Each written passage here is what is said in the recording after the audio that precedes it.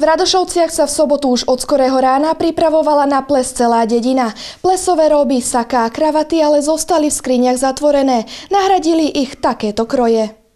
No a do kroja navliekli aj mňa. A hoci do niektorých ženy vhupnú za pár minút, o tom Radošovskom sa to povedať nedalo. 3 sukne, fiertoch, rukávce, lajblíka a angaláš. Než ma do tohto kroja navliekli, prešla takmer hodina. Som síce ťažšia o 10 kg, no pre krásu musím niečo vydržať. A zatiaľ, čo ženy sa chystali dlhé hodiny, páni boli vybavení za 10 minút a dlhú chvíľu si krátili pri poháriku. Na mužských krojoch nás najviac zaujal tento kapesník. Na čo to slúži tento šátoček? Aby mu to neprestydlo. Vychystané teda sme, poďme sa baviť na ples.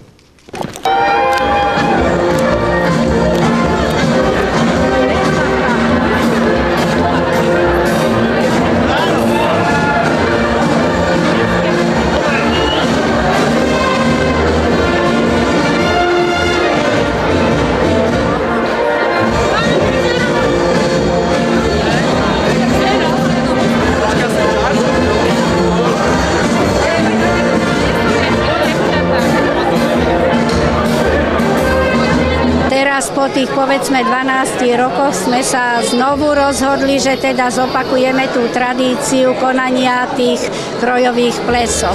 A veru núdza okrojovaných nebola. Na ples sa prišla zabaviť asi 100 párov z 15 obcí. Niektorí merali cestu aj stovky kilometrov. Toto je tekovský kroj. Ako sa v ňom cítite? Je taký dosť ťažký. Nedá sa v ňom dobre sedieť, lebo je to podložené papierom. Pravý pracovný kroj alebo pracovný odev Valachov z okolia Podpolany. Obliekla som si hlboký kroj, lebo som nebola jej koľko, 40 rokov v kroji a veľmi som spokojná, ľúbi sa mi to. Toto je radošovský kroj, je to kroj vydatej ženy, na hlave je čepiec, potom toto je strapčák a sometová sukňa. Kto ťa obliekal do kroja? Tatko, mamka. Mladí si ples užívali plnými dúškami, no a s hrdosťou sa píšili krojmi po ich prababkách.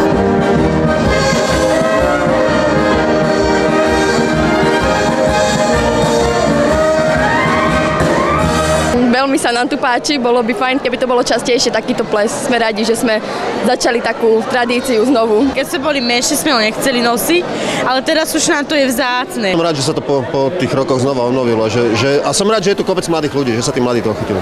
Vy máte tiež na sebe kroj, odkiaľ ho máte? To je môj vlastný. To je v podstate kroj, ktorý mi dala ušiť stará mama, keď som mal nejakých 16 rokov.